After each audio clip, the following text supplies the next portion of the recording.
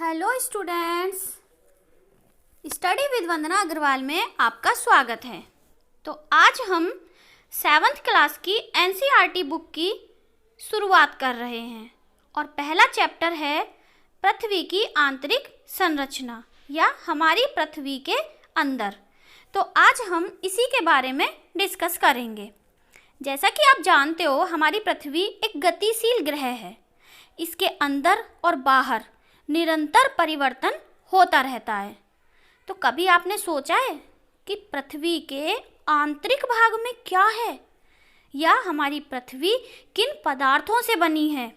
तो आज हम पृथ्वी के आंतरिक भाग की जांच पड़ताल करते हैं। तो देखो, जो हमारी पृथ्वी है वो प्याज की तरह परतदार है, यानी कि एक के बाद एक परत इस पर चढ़ी हुई है। जो पृथ्वी की सतह की जो सबसे ऊपरी परत है उसे हम कहते हैं परपटी या क्रस्ट। ये सबसे पतली परत होती है। महाद्वीपीय संहति में, यानी कि जहाँ पर हमारी स्थल होता है, वहाँ पर ये लगभग 35 किलोमीटर होती है।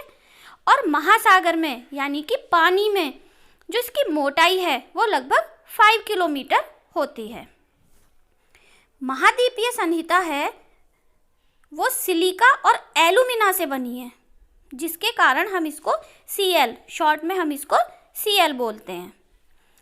महासागर की परपटी, जो महासागर है, वो बनी है सिलिका और मैग्नीशियम से, इसलिए इसे हम कहते हैं सीमे, यानी सिलिका प्लस मैग्नीशियम। परपटी के ठीक नीचे, यानी कि जो दूसरी परत है, वो कहलाती है मेंटल और इसकी गहराई होती है लगभग 2900 किलोमीटर, 2900 किलोमीटर इसकी गहराई है। जो सबसे आंतरिक परत है वो होती है क्रोड या कोर और इसकी जो त्रिज्या है वो लगभग 3500 किलोमीटर है। ये बनी है निकल और लोहे से और इसे हम शॉर्ट में कहते हैं निफे, यानी कि नी निकिल और फे से फेरस, यानी कि लोहा। इसका जो तापमान है और दाब है वो काफ़ी उच्च होता है, यानी कि बहुत ज़्यादा। अब हम इस चित्र की सहायता से पृथ्वी की इन तीनों परत के बारे में जानेंगे। जैसा कि आप देख सकते हो, ये है परपटी यानी कि क्रस्ट।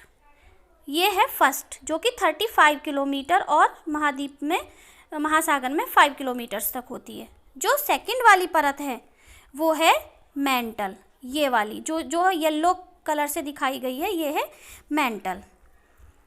अब जो ये रेड वाला आपको दिख रहा है, ये वाला पार्ट, ये है इसका क्रोड।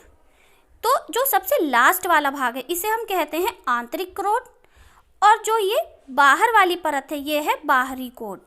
तो यानी कि इसमें और इसमें जो अंतर है वो 3500 किलोमीटर का है। तो इस तरीके से पृथ्वी की 3 प्रमुख सतह हो गई, परपटी, मेंटल एंड क्रोड, यानी कि क्रस्ट, मेंटल एंड कोर।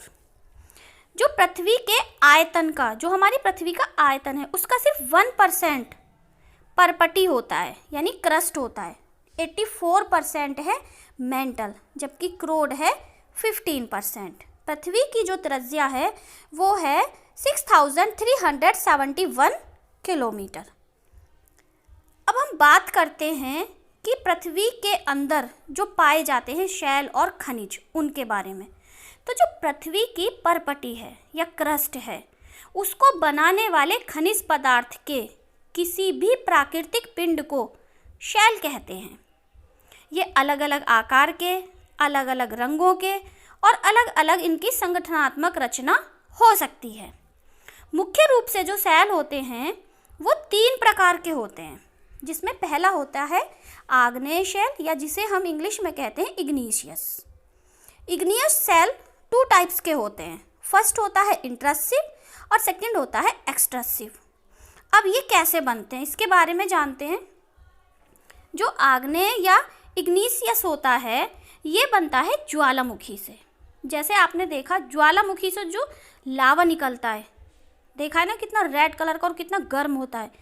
जब वो पृथ्वी की आंतरिक सतह से निकलकर, आंतरिक भाग से निकलकर पृथ्वी पर आता है, तो वो तेजी से ठंडा होकर ठोस बन जाता है। कैसा बन जाता है?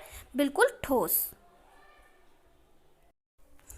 तो जब वो पृथ्वी के अंदर से निकलकर बाहर आता है और एकदम से ठंडा होकर ठोस बन जाता है, तो ये वाला जो शैल होता है वो कहलाता है बहिर्वेदी या एक्सट्रूसिव, क्योंकि वो बहुत ही बारीक कण होते हैं, महीन दाने होते हैं उसके, जैसे कि बेसाल्ट। बेसाल्ट जो है, दक्कन का जो पठार है, वो बेसाल्ट सेलों से ही बना है। लेकिन कभी कभी ऐसा होता है कि जो वो पिघला हुआ मैग्मा होता है वो पृथ्वी के अंदर ही रह जाता है, मतलब कि वो बाहर नहीं निकल पाता और वो जो क्रस्ट है उसके अंदर गहराई में ही ठंडा हो जाता है। अब क्योंकि वो धीरे धीरे ठंडा होता है तो वो उसके दाने जो होते हैं वो बड़े बड़े होते हैं, उसको कहते हैं हम अंतर्भेदी या इंट्रस्टिव सेल।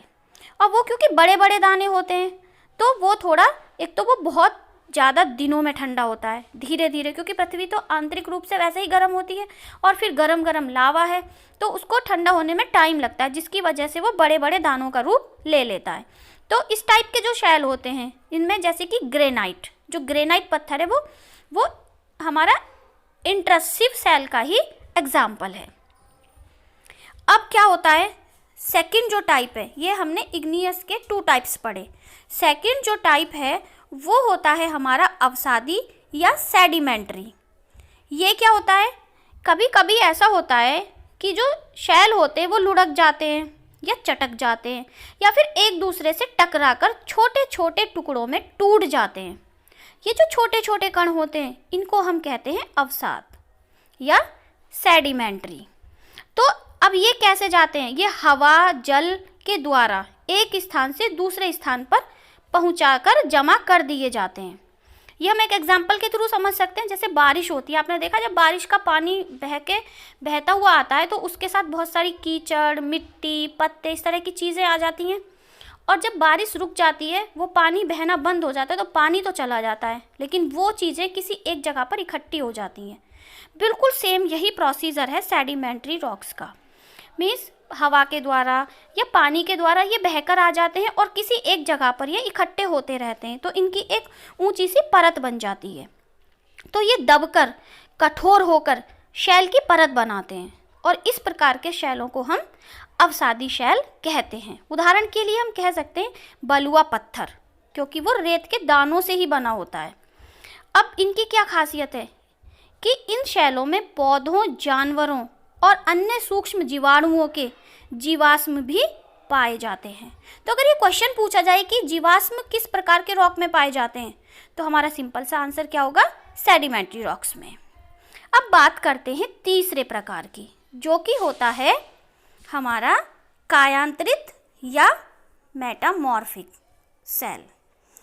इसमें क्या होता है कि जो हमारे इग्नियस और सेडिमेंट्री रॉक्स होते हैं वही बहुत ज़्यादा टेम्परेचर और प्रेशर के कारण कायांतरित सेलों में परिवर्तित हो जाते हैं। जैसे कि चिकनी मिट्टी धीरे धीरे समय के साथ साथ स्लेट में बदल जाती है और चूना पत्थर संगमरमर में बदल जाता है। तो इस प्रकार हम कह सकते हैं कि जो कायांतरित या मेटामॉर्फिक रॉक्स हैं वो इग्नियस या फिर सेडिमेंट्री रॉक्स से ही मिलकर समय के साथ साथ तापमान और दाब के कारण बन जाते हैं। देखो इस पिक्चर के द्वारा हम देख सकते हैं कि ये कैसे एक दूसरे में चेंज होते हैं, क्योंकि ये क्या है हमारा, ये शैल चक्र दिया हुआ है। क्या दिया हुआ है ये, देखो ये एक पिक्चर है जिसके थ्रू हम समझ सकते हैं ये है मैग्मा, यानी कि वो लावा। अब ये धीरे धीरे ठंडा होता है और इससे बन जाती है हमारा इग्नियस सेल। उसके बाद ये पानी या हवा के द्वारा इस तरह से अवसाद या तलछट इकट्ठा होता है और समय के साथ साथ ये क्या बन जाता है, ये सेडिमेंट्री रॉक या अवसादी शैल में चेंज हो जाता है। और इन दोनों से यानी इग्नियस और सेडिमेंट्री रॉक से बनती है मेटामॉर्फिक रॉक्स या कायांतरित सेल। और समय के साथ साथ ये कायांतरित सेल फिर से मैग्मा बन जाती है, फिर से ये मैग्मा के रूप में पृथ्वी पर आती है और फिर से ये इन तीन प्रकार के शैल में चेंज हो जाती है। तो इसको हम रॉक साइकिल बोलते हैं, जिसमें कि हम कह सकते हैं कि ये सब आपस में एक दूसरे में चेंज होते रहते हैं। अब ये आता है कि ये जो शैल हैं या रॉक्स हैं इनका क्या प्रयोग है, ये हमारे कुछ काम भी आते हैं क्या। तो ये हमारे लिए बहुत ज़्यादा उपयोगी हैं। जैसे कि जो कठोर शैल होते हैं उनका प्रयोग हम सड़क बनाने में, घर बनाने में, इमारत बनाने में कर सकते हैं। जैसे कि आपने देखा होगा लाल किला, वो लाल बलुआ पत्थर से बना है, जबकि जो ताजमहल है वो सफ़ेद संगमरमर पत्थर से बना है। तो हम इनका प्रयोग इस तरह की मॉन्यूमेंट्स बनाने में भी कर सकते हैं, बिल्डिंग्स बनाने में भी कर सकते हैं। इसके अलावा हम अलग अलग खेलों में भी इनका प्रयोग करते हैं, जैसे पिट्ठू में करते हैं, स्टापू में करते हैं, गिट्टी में करते हैं। तो हम बहुत सारे गेम्स भी इनकी हेल्प से खेल सकते हैं। तो इस प्रकार जो ये शैल जो हैं, एक और इनका प्रयोग क्या है कि जो ये शैल हैं ये विभिन्न प्रकार के खनिजों से बने होते हैं, मिनरल्स से। और खनिज प्राकृतिक रूप से पाए जाने वाले पदार्थ हैं जिनका निश्चित भौतिक गुणधर्म और निश्चित रासायनिक मिश्रण होता है। और जो मिनरल्स होते हैं वो मानव जाति के लिए बहुत ही ज़्यादा इम्पॉर्टेंट होते हैं। और जो मिनरल्स है वो कहाँ पाए जाते हैं, वो इन रॉक्स में ही पाए जाते हैं। तो ये भी तो रॉक्स का एक प्रयोग हुआ ना, कि वो हमारे लिए हम मिनरल्स प्रदान करते हैं। तो जो मिनरल्स होते हैं उनमें से कुछ का प्रयोग हम ईंधन की तरह करते हैं, जैसे कोयला, प्राकृतिक गैस, पेट्रोलियम। कुछ का प्रयोग उद्योगों में होता है, औषधियों में होता है, उर्वरक में होता है, जैसे लोहा, एल्यूमिनियम, सोना, यूरेनियम। कुछ का प्रयोग हम आभूषण बनाने में करते हैं, जैसे सोना चांदी हुआ। तो इस तरह से जो शैल है वो हमारे लिए बहुत ही ज़्यादा उपयोगी हैं और इनमें पाए जाने वाले खनिज भी हमारे लिए बहुत ज़्यादा उपयोगी हैं। तो इस प्रकार आज हमने पढ़ा पृथ्वी की आंतरिक संरचना, वो किस तरह से बनी है, और जो शैल होते हैं वो हमारे लिए किस प्रकार उपयोगी हैं, और खनिज का प्रयोग हम कहाँ कहाँ पर करते हैं। आशा करती हूँ कि आपको चैप्टर पसंद आया होगा, और ये वीडियो पसंद आया है तो इसे प्लीज़ लाइक करें और चैनल को सब्सक्राइब करें। मिलते हैं नेक्स्ट वीडियो में।